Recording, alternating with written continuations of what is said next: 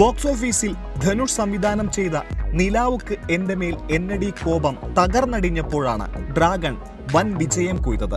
Logic എടുത്തു വെച്ച് തൂക്കി നോക്കിയാൽ കല്ലുകടിയുണ്ടാകും. അല്ലാതെ ഇരുന്ന് കാണാമെങ്കിൽ അസൽ എന്റർടൈനറാണ്. ആദ്യ 2 മിനിറ്റിൽ തന്നെ പ്രേക്ഷകനെ സിനിമയിലേക്ക് വലിച്ചിടാൻ സംവിധായകനായി. പ്രണയവും വിരഹവും മാസും ആട്ടവും പാട്ടും സെന്റിമെന്റ്സുമെല്ലാം അടിക്കടിയുണ്ട്. സമൂഹത്തിന്റെ താഴേക്കിടയിൽ നിന്ന് കഷ്ടപ്പെട്ടു പഠിച്ചു വന്ന 17കാരന്റെ സ്കൂളിലെ അവസാന ദിവസത്തിൽ നിന്നാണ് തുടക്കം. എഞ്ചിനീയറിംഗ് കോളേജിൽ അവൻ ഡ്രാഗൺ എന്ന പേരിൽ അറിയപ്പെട്ടു. കള്ളുകുടിയും തല്ലുപിടിയുമായി നടന്നു. ക്യാമ്പസ് വിട്ട് വീട്ടുകാരെ പറ്റിച്ചു നടന്നതാണ് അടുത്ത കാലം. നിവർത്തിയില്ലാതെ കാമുകി സ്വന്തം കാര്യം നോക്കിപ്പോയത് വഴിത്തിരിവായി. കെട്ട വഴിയിലൂടെയാണെങ്കിലും ജോലിക്ക് കയറി പണം സമ്പാദിച്ചു.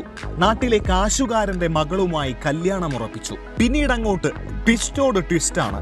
പടം കഴിഞ്ഞെന്നു തോന്നുന്ന ഇടത്തു നിന്ന് വീണ്ടും തുടങ്ങും. കാഴ്ചക്കാരെ രസിപ്പിച്ച് മുന്നേറും. തിരക്കഥയുടെ കെട്ടുറപ്പ് അത്രയേറെയുണ്ട്. അനുപമ പരമേശ്വരൻ, കായഡു ലോഹർ, മിഷ്കിൻ, ഗൗതം വാസുദേവ മേനോൻ, KS രവികുമാർ തുടങ്ങി താരനിരയുണ്ട് സിനിമയിൽ. പ്രദീപിന്റെ സഹപാഠിയായ അശ്വത് മാരിമുത്താണ് തിരക്കഥ എഴുതി സംവിധാനം ചെയ്തത്.